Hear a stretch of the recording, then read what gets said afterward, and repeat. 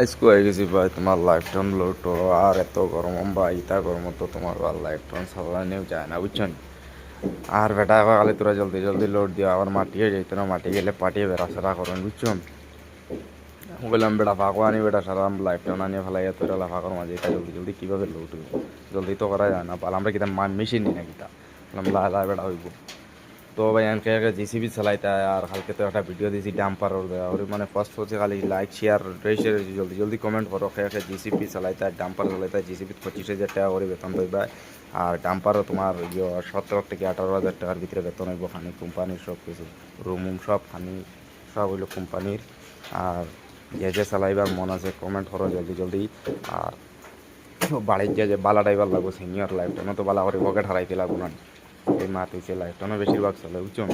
তো কামও হইলো খালি লাইফ টাইম, খালি ভাত্তর লগে তোমার যুদ্ধ করা।